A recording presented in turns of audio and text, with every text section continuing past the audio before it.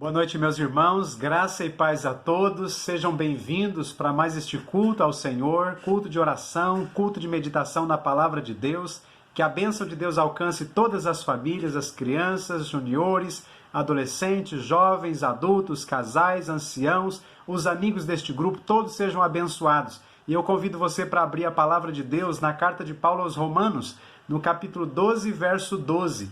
Apenas um versículo que eu quero destacar aqui, e destacar neste versículo 3 virtudes de Deus na vida do cristão que servem para que ele viva uma vida abençoada aqui na terra, a despeito de todo o sofrimento, de todo o revés que ele puder experimentar aqui, como esse tempo difícil que nós estamos passando. A palavra de Deus tem o direcionamento, tem para nós um conselho e todas as orientações para que passemos por todas as provas firmes, animados e, como diz o texto que nós vamos ler, alegres nessa esperança de Deus em nós. Então, na versão mais tradicional, diz assim: alegrai-vos na esperança, sede pacientes na tribulação, perseverai em oração. Na nova tradução da linguagem de hoje, que eu gosto de ler também, diz assim: que a esperança que vocês têm os mantenha alegres. Aguentem com paciência os sofrimentos e orem sempre. E hoje eu quero falar com você sobre apenas sobre esperança. Alegrai-vos na esperança. Eu fiquei lendo este versículo, meus irmãos, e fui transportado a 30 anos atrás, quando tive a minha experiência de conversão, quando fui tocado pelo poder de Deus, pelo amor do Senhor, não pude me conter, quando os meus olhos da fé foram abertos para crer em Jesus, e eu então abri meu coração, entreguei a minha vida ao Senhor, fui salvo pelo poder de Jesus, tive os meus pecados perdoados, fui lavado pelo poder de Deus, pelo sangue de Jesus. Meus irmãos, que bênção foi aquele dia! Uma alegria indizível entrou no meu coração, a verdadeira vida substituiu a vida que eu vivia, e agora o que me movia a viver era uma alegria sem igual por saber que agora salvo, Deus me deu o direito de entrar no céu, de morar na eternidade com Ele, com Jesus, com todos os salvos, quando eu passar desta vida para outra. Que alegria saber que eu estava sendo conduzido, estava indo para o inferno, para a perdição eterna, e Jesus com a sua graça me alcançou, me abençoou, me salvou, me perdoou e agora vive em mim.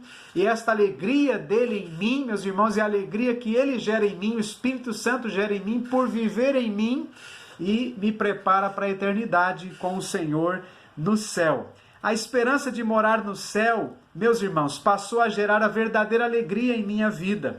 A esperança nos faz olhar para frente e aguardar a vitória. Ela é motivo de grande alegria. Enche o nosso coração de ânimo, é combustível que nos faz avançar a cada dia. Interessante que estas virtudes aqui deste versículo, eu quero falar só sobre a esperança, que Paulo coloca aqui, considera uma sequência lógica e espiritual. Lembro-me das bem-aventuranças de Jesus lá em Mateus. Veja se você entende e consegue ver isso. Paulo, aos Efésios, no capítulo 4, verso 4, ele diz assim: há um só corpo e um só espírito e uma só esperança para a qual Deus chamou vocês. Interessante que antes de Paulo falar dos sofrimentos, porque a segunda palavra aqui é tribulação, é sofrimento mesmo, ele fala sobre esperança. Interessante, ele começa a falar sobre esperança. Eu aprendo que a esperança está e estará acima, sempre acima de qualquer dor ou sofrimento.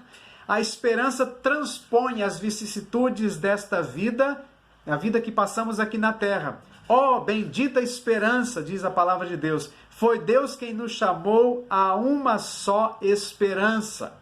Meus irmãos, Paulo diz ainda em Romanos, no capítulo 8, verso 24, mas esperança que se vê não é esperança, mas se esperamos o que não vemos, com paciência o esperamos. Essa esperança a gente não vê, a gente crê, está tudo preparado, nós estamos certos disso, nós temos certeza, é Deus que gera essa certeza em nós. É por isso que Paulo também, escrevendo a sua segunda carta aos Coríntios, no capítulo 6, verso 10, ele, depois de relacionar suas duras experiências da vida, ele diz: como entristecidos, mas sempre alegres.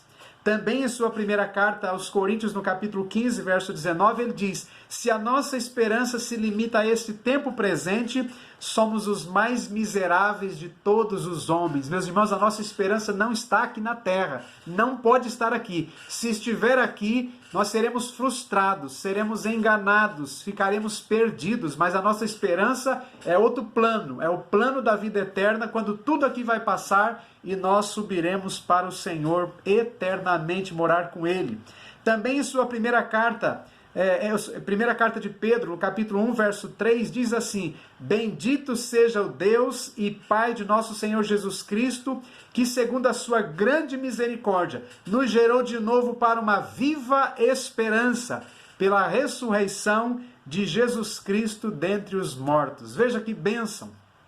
Eu não preciso perguntar para você nessa noite se você está sofrendo, principalmente nesse tempo. Não preciso perguntar, porque isso é evidente a cada um de nós, onde tudo é incerto, onde ninguém tem resposta segura para nada do que estamos vivendo e onde nós não sabemos onde que isso vai parar, o que vai acontecer, o que nos aguarda no futuro aqui, nós não sabemos. Eu quero contar uma experiência para você interessante. Conta-se que um missionário, há muitas décadas atrás, americano, ele veio para o Amazonas e ele começou a evangelizar muitos povos, discipular muitas pessoas, muita gente se converteu, jovens também. E um rapaz se converteu, ele se tornou pastor, foi preparado e cada um trabalhava em um canto, esse pastor foi trabalhar em outro canto, o missionário para outro canto. E depois de alguns anos, muitos anos, o missionário soube que este pastor, este jovem que havia se convertido no seu ministério, ele estava muito doente no hospital em Manaus. E esse missionário então saiu de onde ele estava, foi a Manaus visitá-lo e ele encontrou esse pastor que estava lá, fruto do trabalho que ele iniciou no Amazonas. Ele conta que esse homem era muito grande, era um homem grande, né, forte, muito forte. E quando ele abriu a porta do quarto, ele viu aquele homem franzino, muito fraquinho, muito magro. Ele disse: meu irmão, o que está acontecendo com você? Como é que você ficou assim? Ele estranhou. E aquele pastor lá naquele leito de enfermidade olhou para ele, abriu um sorriso: "Oh, meu missionário, o senhor veio aqui me visitar, que bênção!" Todo feliz, e o missionário entristecido. E aquele pastor disse a ele: "Não fique preocupado, não fique triste. Deus, o que está acontecendo comigo, foi Deus que preparou. Isto para mim é uma limusine para me transportar para a eternidade com Jesus." Meus irmãos, que bênção! Este homem estava lá, o pastor estava lá, já no final da sua vida, né, esperando mesmo a morte, e ele então entendia que aquele momento, aquela enfermidade, era uma limusine que Deus preparou para transportá-lo para a eternidade. Bendita esperança! Isso não é fruto de homem, não é fruto de trabalho humano nenhum. É Deus, é o Espírito Santo que gera no coração do cristão, daquele que se entrega a Jesus. Meus irmãos, eu preciso fazer uma pergunta para você. Você já foi gerado de novo para uma viva esperança? Isto é obra do Espírito Santo, como já disse. No ato da nossa conversão, nós somos gerados para uma viva esperança. Se você ainda não entregou a sua vida a Jesus, o Espírito Santo de Deus ainda não poderá atuar em sua vida, gerando verdadeira esperança em você. E é por conta dessa esperança que, a despeito de tudo que nós estamos passando nesse tempo, e até do que ainda vamos passar, que a gente nem sabe, temos em nós uma alegria que é gerada pelo Espírito Santo de Deus em nós. Esta alegria, meus irmãos, é a alegria da esperança que temos, a despeito de tudo que vamos passar, que temos que enfrentar. A esperança de um dia passarmos desta vida para outra. Essa esperança deve trazer alegria ao nosso coração, deve encher a nossa vida de ânimo, de disposição, de enfrentar tudo que tiver que passarmos, para que possamos, meus irmãos, logo habitar na eternidade com Jesus. Você já tem essa esperança? Que Deus te abençoe. Pense sobre estas palavras e pense como está a sua vida, como está seu coração. Entregue o seu coração para Jesus.